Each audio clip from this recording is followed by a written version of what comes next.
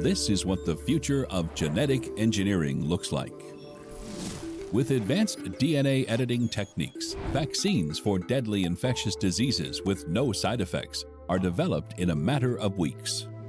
Genes from any plant or animal can be combined to create new hybrid organisms resilient to climate change. This technique can even restore extinct species. Doctors can detect every known genetic disorder early on and repair mutations quickly, giving children happy and healthy lives. Our environmental clock is ticking. Today, scientists are blazing a trail to this very future. Tinkering with genes is actually an ethical thing to do. I want to know, what breakthroughs are being made? Technologies like CRISPR are incredibly powerful. What we're doing here is really the beginning of a true revolution That will forge the future to that is incredible. the rise of genetic engineering.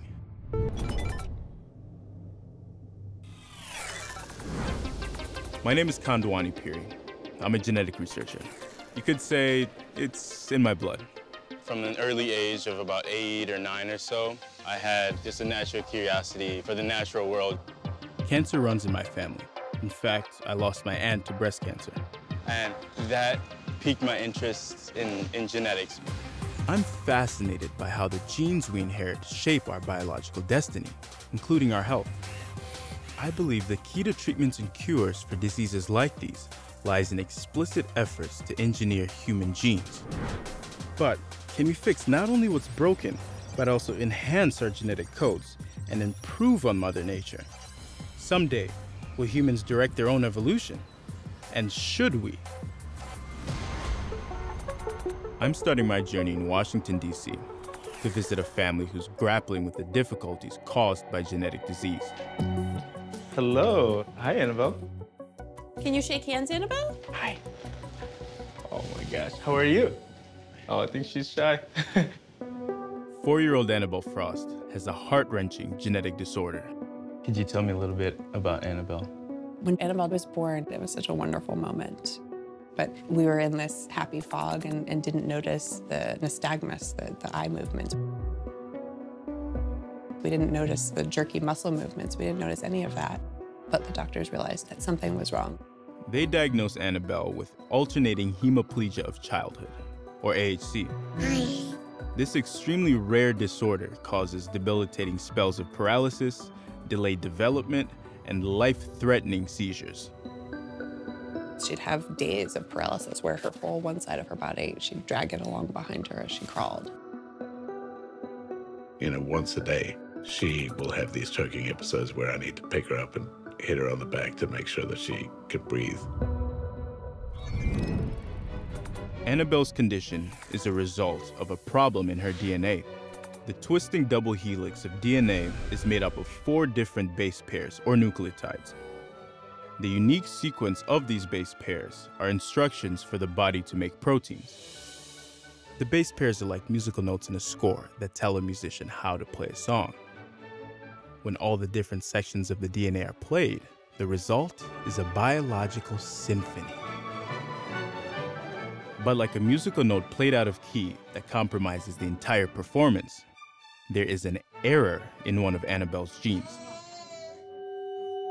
The mutation in the ATP1A3 gene is disrupting her nerve cells, leading to her severe condition.